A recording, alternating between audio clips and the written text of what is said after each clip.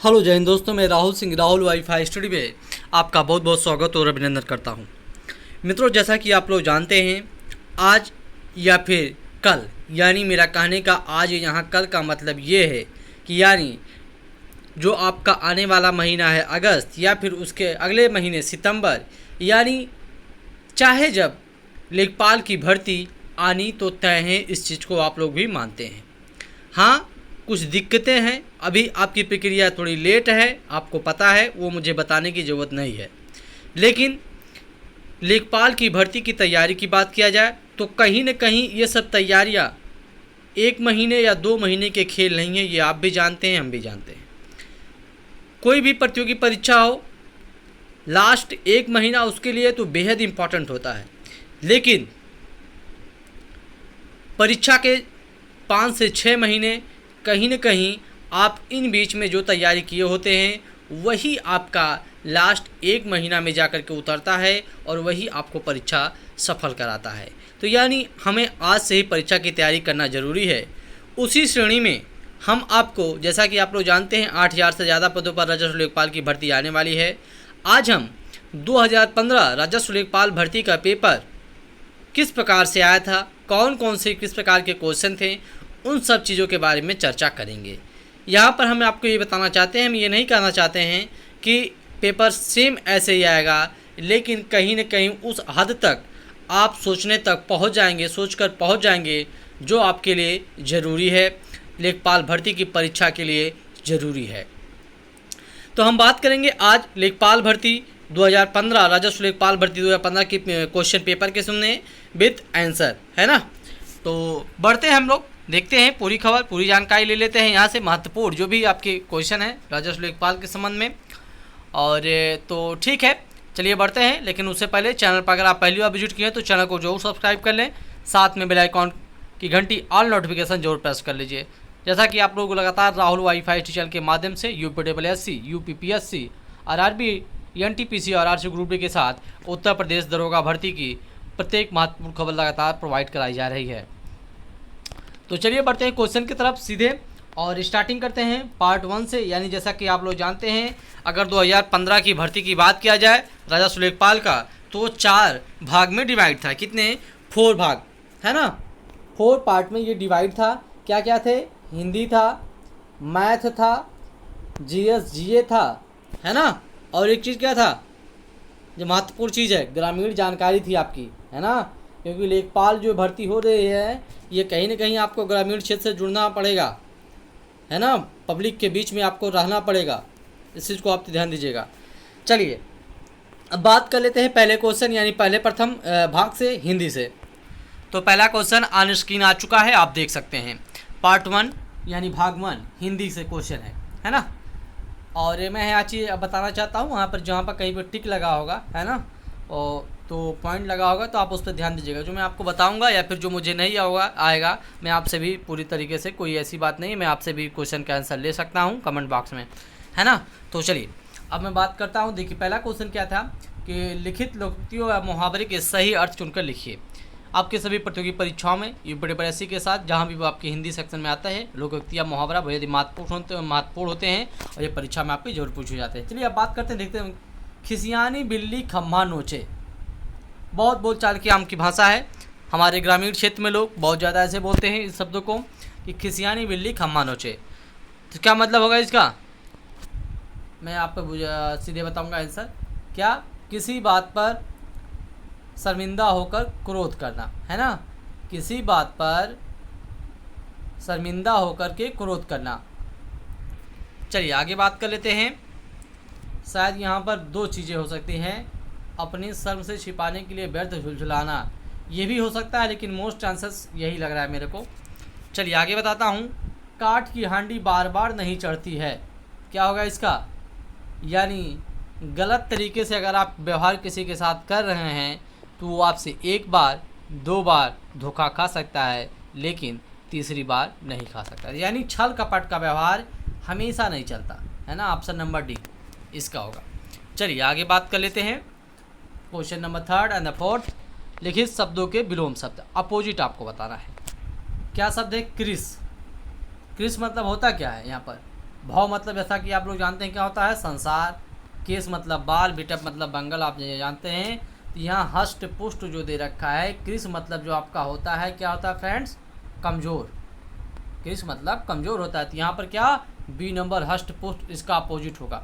चलिए आगे बात कर ले हैं, अल्पज्ञ, है ना। अल्पज्ञ यानी थोड़ा, अल्पज्ञ मतलब थोड़ा, तो इसका क्या होगा, अल्पज्ञ जगह क्या होगा, थोड़े का ज़्यादा होना चाहिए ना, एक समान भाषा में बात कर रहा हूँ आपसे।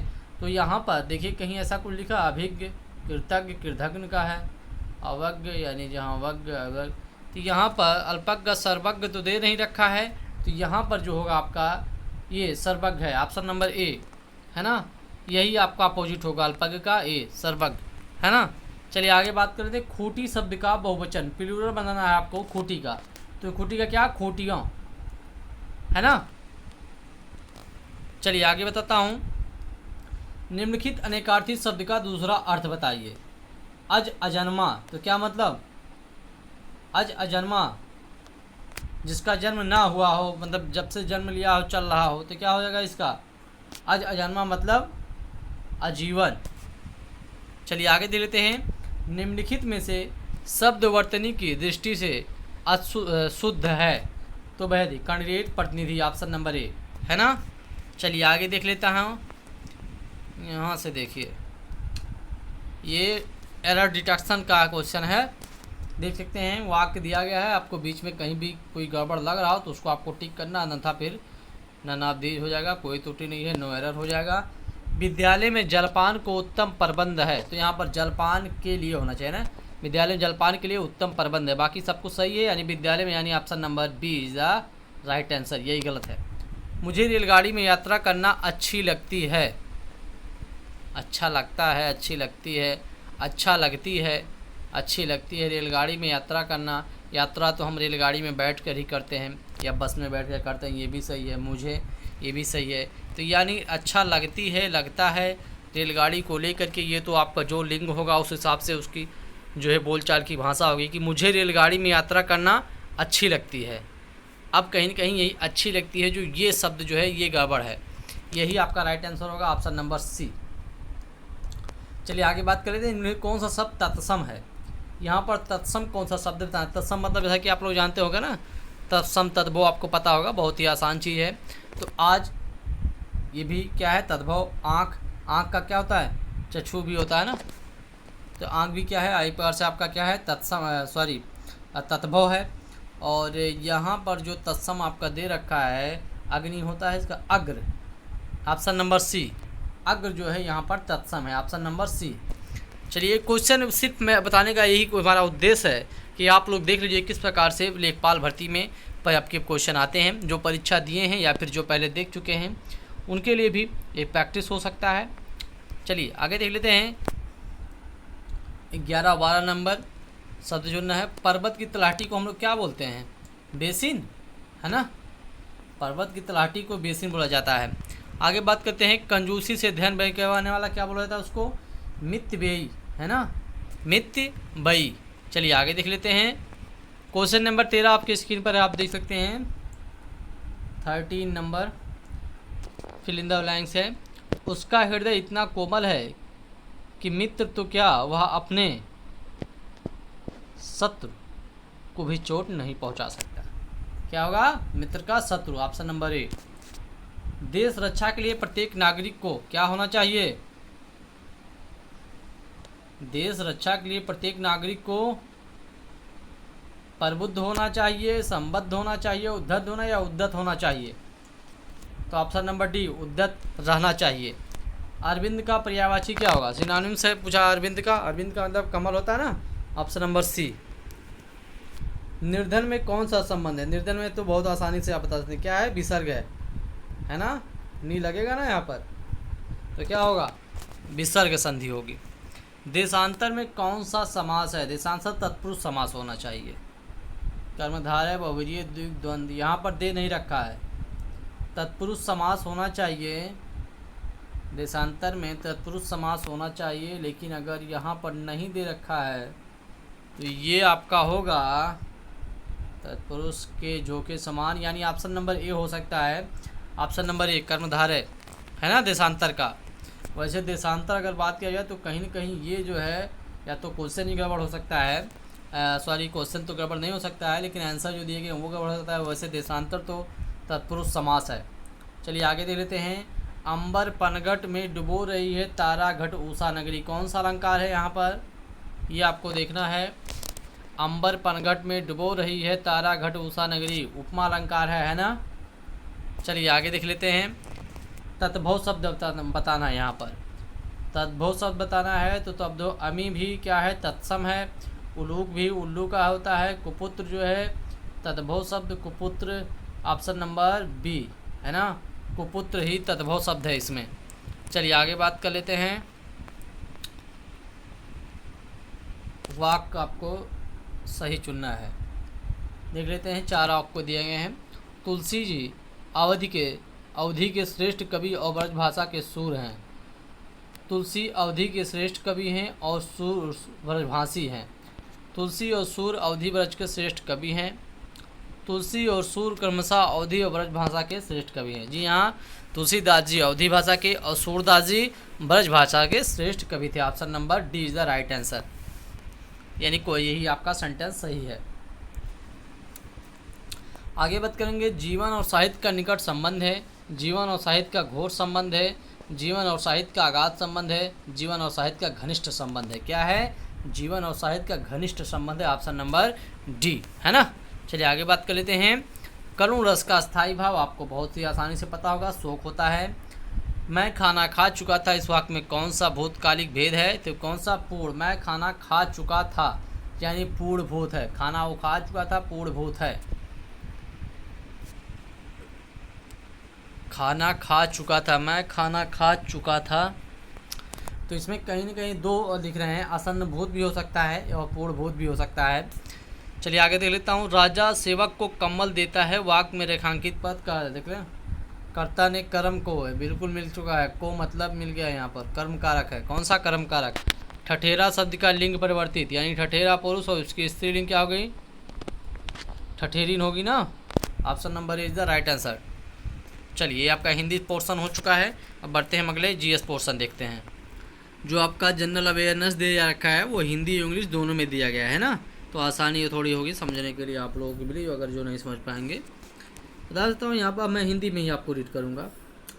केंद्र सरकार के विकास में व्यय शामिल नहीं है, है ना। Development expenditure general central government does not include, तो कौन सा इंक्लूड नहीं है मित्रों, सामाजिक और सामुदायिक सेवाओं पर व्यय, या फिर राज्यों के लिए अनुदान व्यय, रक्षा व्यय, या फिर आर्थिक सेवाओं पर व्यय। तो क्या है, रक्षा व्यय है ना, ये विकास व्यय में शामिल नहीं होता है। ये रक्षा व्यय आपके सुरक्षा के लिए होता है ना देश की, ये जो विकास के लिए होता है यानी रक्षा व्यय जो होगा यहाँ पर। चलिए आगे बात करते हैं। हमारे रुधिर में ऑक्सीजन का परिवहन एक प्रोटीन द्वारा होता है, इसका नाम बहुत ही सिंपल, बहुत ही आसानी से आप लोग जानते हैं, मुझे पूरी आशा है। ऑप्शन नंबर सी हीमोग्लोबिन है ना। आगे बात करेंगे 53 है क्वेश्चन नंबर कि अंतर्राष्ट्रीय गमन यानी माइग्रेशन क्या है ना। International, what is the international migration, क्या है, देश में लोगों का संचलन होगा या फिर लोगों का शहर से ग्रामीण क्षेत्रों में संचलन, दोनों नहीं होगा। क्या होगा, देशों के बीच में लोगों का संचलन अंतर्राष्ट्रीय गमन बोला जाता है ना। चलिए आगे बात कर लेते हैं, यहाँ से देख लेते हैं। ये तात्कालिक करंट अफेयर क्वेश्चन थे, मैं ज़्यादा इसमें बताना नहीं चाहता हूँ, लेकिन आपका सॉफ्ट बैंक अगर देखा जाए उस हिसाब से तो ये भारतीय एंटरप्राइजेज होगा, यहाँ पर करंट का क्वेश्चन था। यानी आपको इस क्वेश्चन से ये कहीं ना कहीं संकेत मिल रहा है कि करंट के भी क्वेश्चन जरूर पूछे जाते हैं, आपको इस चीज़ ध्यान देते चलना है।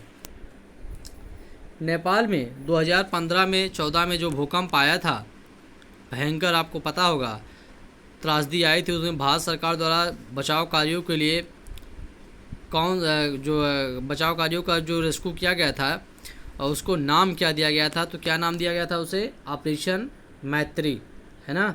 ऑप्शन नंबर डी ऑपरेशन मैत्री दिया गया था, ये आपको भी पता होगा। लोकसभा चुनाव के लिए उम्मीदवार बनने की न्यूनतम आयु क्या दिया था, minimum is the limit for the becoming the candidate for the Lok Sabha election इधर क्या होगा, 25 ईयर्स है ना। राज्यसभा का कितना होता है, 35 होता है ना, और यहाँ पर लोकसभा का 25 वर्ष होता है ना। और ये लोकसभा क्या होती है, निम्न सदन होती है। चलिए आगे बात करते हैं, अगले क्वेश्चन के सुनने। 57 नंबर ऑन स्क्रीन है, देख सकते हैं। 16 अगस्त है ना, 16 अगस्त 1946 को प्रत्यक्ष कार्यवाही दिवस मनाया गया। किसके द्वारा मनाया गया? हिंदू लीग द्वारा, मुस्लिम लीग द्वारा, ईसाई लोग द्वारा या फिर सिख लीग द्वारा? किसके द्वारा? 16 अगस्त 1946 को प्रत्यक्ष कार्रवाई दिवस मनाया गया था मुस्लिम लीग के द्वारा, है ना, मुस्लिम लीग के द्वारा। चौरी चौरा घटना कब हुई थी आपको पता होगा? 5 फरवरी सन 1922 को, जो गोरखपुर में है ना। आगे बात कर लेते हैं, निम्नलिखित में से सबसे अधिक ऋण विद्युतीय तत्व कौन सा है ना। निम्नलिखित साइंस से क्वेश्चन पूछ लिया गया, आप देख सकते हैं फिजिक्स से, कि निम्नलिखित में सबसे अधिक ऋण विद्युतीय तत्व कौन सा है? फ्लोरीन है, ऑक्सीजन है, सोडियम है, ब्रोमीन है? कौन सा है बताइए। तो इसका राइट आंसर क्या होगा? फ्लोरीन, है ना। क्या होगा? फ्लोरीन, ऑप्शन नंबर ए। आगे बात करेंगे, किस देश ने कोपा अमेरिका 2015 जीता है ना। तो उसमें तात्कालिक कौन जीता था? चिली जीता था, है ना। चलिए आगे बात करेंगे, निम्नलिखित कैबिनेट स्तर का होता है। कौन होता है कैबिनेट स्तर का नेता? विपक्ष का नेता लोकसभा का, है ना। लोकसभा में जो विपक्ष का नेता होता है वो क्या होता है? वो कैबिनेट का स्तर का होता है। और इस समय लोकसभा में विपक्ष के नेता कौन हैं? बंगाल से चुने हुए हैं लोकसभा सदस्य, उनका नाम आपको पता होना चाहिए। ये पश्चिम बंगाल से 5 बार सांसद रह चुके हैं। इनका नाम क्या है? जी हाँ, अधीर रंजन चौधरी। अधीर रंजन चौधरी जो 5 बार लोकसभा सदस्य बंगाल से रह चुके हैं, उन्हीं वही जो है कांग्रेस पार्टी से हैं, लोकसभा विपक्ष के नेता हैं। चलिए आगे बात करेंगे, प्रायद्वीपीय भारत का दक्षिणी छोर कन्याकुमारी स्थित है ना। प्रायद्वीपीय भारत का दक्षिणी छोर कन्याकुमारी स्थित है। कहाँ पर स्थित है आपको बताना है। तो कहाँ पर स्थित है ये? मकर रेखा के दक्षिण में, ऑप्शन नंबर ए, है ना। South of the tropic of द कैप्रिकॉर्न में, है ना। चलिए आगे बात करते हैं, वह कौन सा स्थान है जहाँ अंतिम मुगल सम्राट बहादुर शाह जफर की मृत्यु हुई थी? कहाँ पर? रंगून में, है ना। चलिए आगे देख लेते हैं, 64 नंबर है आपके स्क्रीन पर, देख सकते हैं। सविनय, है ना, सविनय अवज्ञा आंदोलन का मुख्य उद्देश्य क्या था, है ना। सविनय अवज्ञा आंदोलन का मुख्य उद्देश्य क्या था? इसका राइट आंसर यहाँ से बताना है। 4 ऑप्शन आपके स्क्रीन पर हैं। तो क्या होगा? नमक कर के विरुद्ध में, अगेंस्ट साल्ट टैक्स के, है ना। चलिए आगे देख लेते हैं, भारत की उच्चतम वार्षिक वर्षा कहाँ पर दर्ज की जाती है? आपको पता होगा कहाँ पर? मासिनराम, मेघालय में, है ना। चलिए आगे बात करते हैं, एनपीपी से क्या तात्पर्य है ना। यहाँ पर दिया गया एनपीपी का फुल फॉर्म बताना है आपको। तो क्या होगा? नेशनल पॉपुलेशन पॉलिसी, है ना। Option number A, national population policy. हाल ही में अंतर्राष्ट्रीय क्रिकेट काउंसिल के अध्यक्ष के रूप में किसे चुना गया है? तात्कालिक क्वेश्चन था, उसमें जहीर अब्बास को चुना गया था, पाकिस्तान, है ना। आगे बात करेंगे, जून 2015 का क्वेश्चन है, करंट का क्वेश्चन था। इसको बताना यहाँ पर बहुत ज़रूरी तो नहीं लगता है, क्योंकि आप देख सकते हैं इस टाइप करंट पे क्वेश्चन जो पूछे गए थे कि जून 2015 के चौथे सप्ताह में 2 उद्यमियों और अनेक नागरिक निकायों के बीच अपशिष्ट प्रबंध पर समझौता हुआ था। तो हुआ था उस समय गुजरात में, है ना। चलिए आगे बात करेंगे, उच्छादन यानी अनावरण पर किसी पदार्थ का वायु से नमी का अवशोषण करने के गुण को कहा जाता है। क्या बोलता है इसको? अनावरण पर किसी पदार्थ का वायु से नमी का अवशोषण करने के गुण को क्या कहा जाता है? ये आपको बताना है। शुष्कन बोला जाता है ना, शुष्कन, ऑप्शन नंबर बी। आगे बात करेंगे, दालें किसका अच्छा स्रोत होती हैं? तो किसकी? प्रोटीन की, है ना। चलिए आगे देख लेते हैं, 71 नंबर आ गया आपके स्क्रीन पर। मथुरा, डिगबोई, पानीपत में परिष्करण शालाएँ किसके द्वारा स्थापित की गई थी? तो किसके द्वारा की गई थी? इंडियन ऑयल कॉरपोरेशन लिमिटेड के द्वारा, option number C, Indian Oil Corporation Limited के द्वारा। आगे बात करेंगे, संविधान की आत्मा किसे कहा जाता है ना। संविधान की आत्मा किसे कहा जाता है? प्रस्तावना को, है ना। आगे बात करेंगे, शतपथ ब्राह्मण और तैत्तिरीय ब्राह्मण के ब्राह्मण मूल पाठ हैं, तो क्या हैं? ये होगा आपका अथर्ववेद, है ना। चलिए, ढालू सड़क पर पत्थर लुढ़काना उधर ऊपर की ओर उठाने से अधिक आसान होता है, क्योंकि इसका क्वेश्चन है, ये मैं थोड़ा नहीं बता सकता इसके बारे में। आगे देख सकते हैं, निम्नलिखित में से कौन सी समिति ने मूल कर्तव्यों को संविधान में सम्मिलित करने का सुझाव दिया था? तो कौन थी कमेटी थी वो? सरदार स्वर्ण सिंह कमेटी, है ना। Option number D is the right answer यहाँ पर होगा। कौन सा? सरदार स्वर्ण सिंह कमेटी। चलिए आगे बात कर लेते हैं 76 नंबर। चलिए अब ग्रामीण, तो ये तात्कालिक क्वेश्चन थे, करंट अफेयर्स के संबंध में भी थे, ग्रामीण परिवेश से थे, ग्रामीण विकास से थे, रूरल डेवलपमेंट से थे। कि स्वच्छ भारत मिशन ग्रामीण के अंतर्गत ग्रामीण क्षेत्रों में शौचालयों के निर्माण के लिए नवंबर 2014 में उत्तर प्रदेश सरकार ने कौन का प्रावधान किया था? देख लीजिए 6 साल पुराने क्वेश्चन है, इसको बताना बहुत ज़रूरी नहीं है, लेकिन हाँ इस क्वेश्चन के जरिए आप ये समझ सकते हैं कि इस प्रकार से क्वेश्चन आपके पूछे जाएंगे। तब यही डेटा अगर 2014 की बात किया जाए तो स्वच्छ शौचालय निर्माण के लिए 2018 का डेटा पूछा सकता है, 2019 का डेटा पूछा सकता है ना। आगे बात करेंगे। भारत की जनगणना 2011 के अनुसार उत्तर प्रदेश प्रति वर्ग किलोमीटर जनसंख्या घनत्व क्या है ना। डेंसिटी कितनी है पर स्क्वायर किलोमीटर उत्तर प्रदेश की?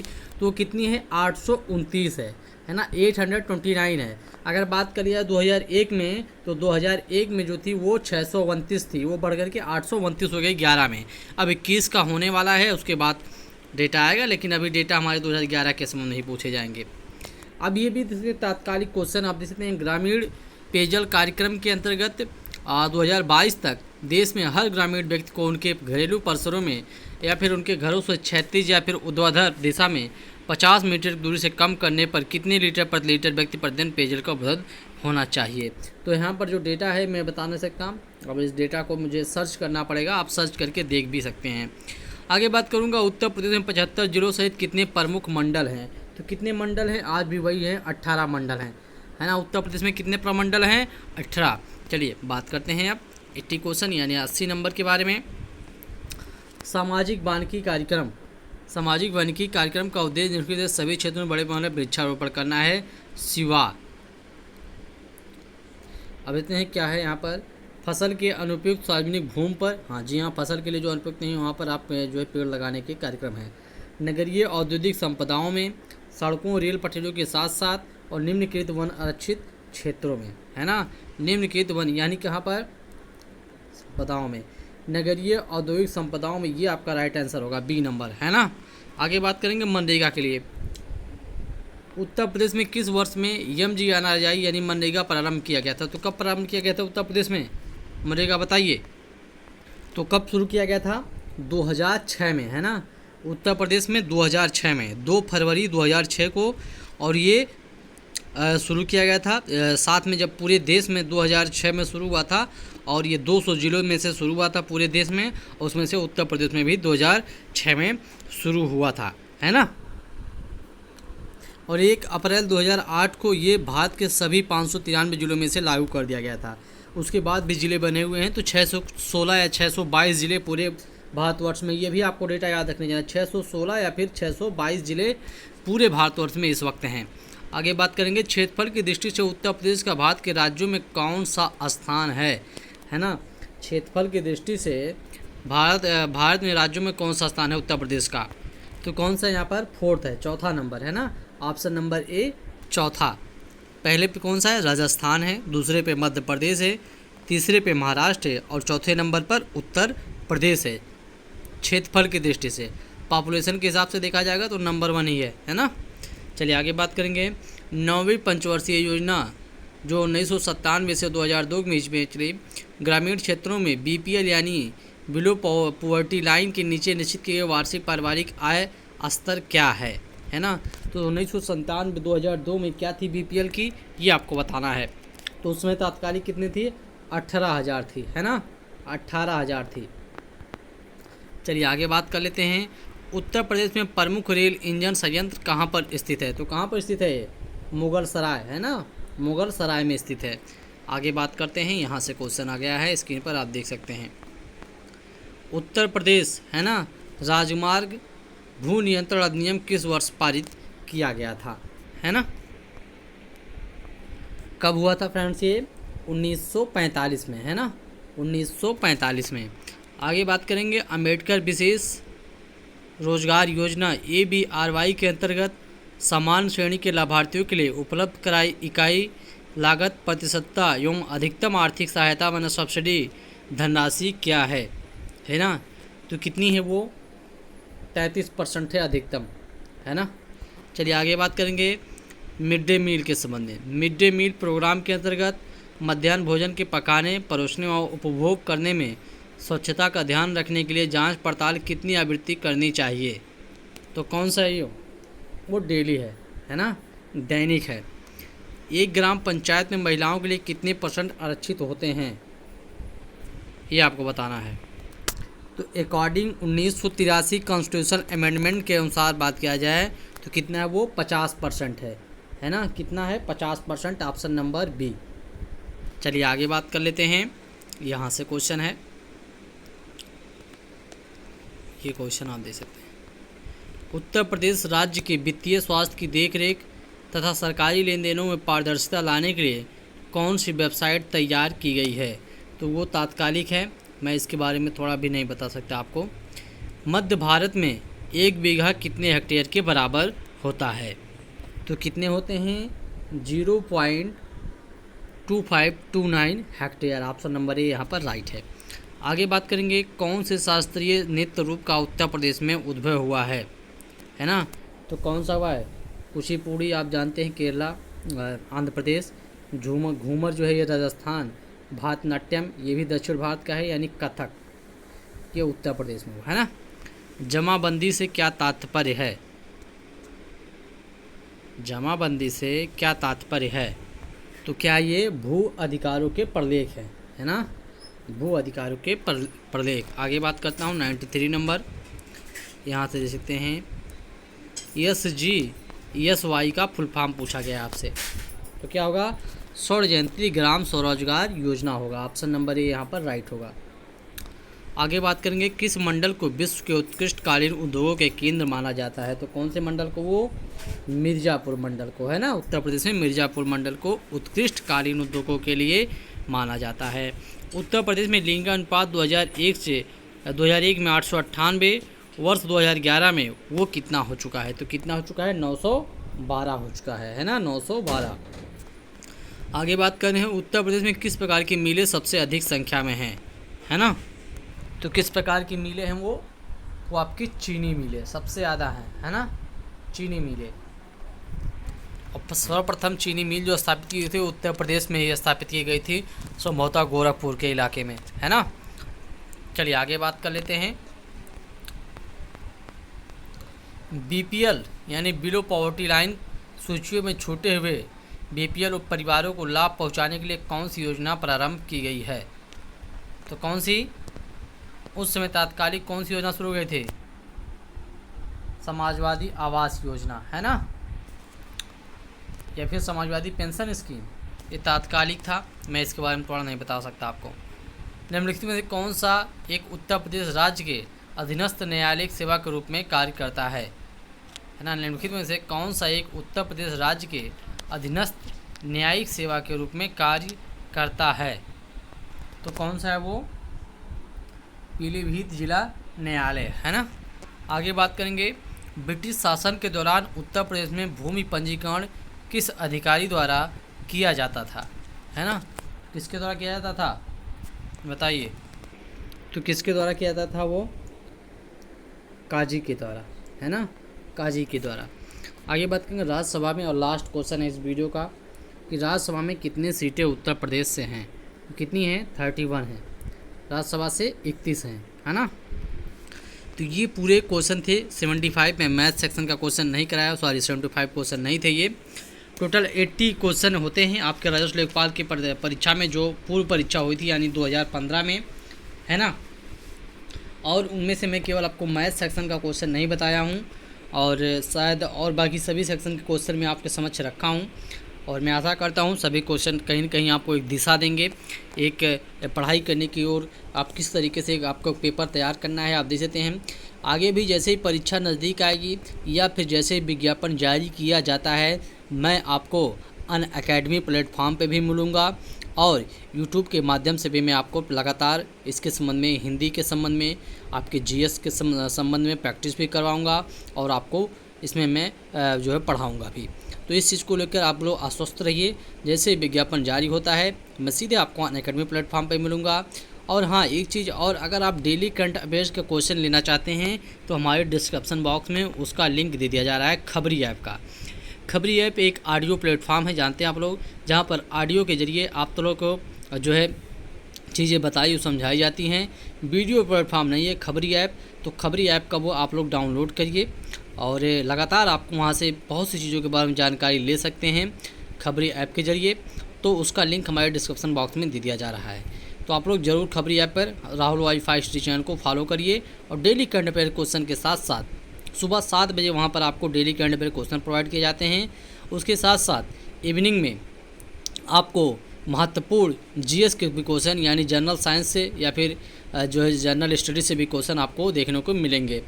तो ये पूरी चीज़ें आप तक पहुंचाई गई हैं राहुल वाईफाई स्टडी चैनल के माध्यम से। मैं आशा करता हूं ये सब चीज़ें आपको कहीं न कहीं एक अच्छी लग रही होंगी और प्लीज़ आप लोग वीडियो को लाइक कर दीजिएगा, शेयर कर दीजिएगा। मिलते हैं हम नेक्स्ट वीडियो में नेक्स्ट किसी विषय के साथ, तब तक के लिए धन्यवाद, नमस्कार।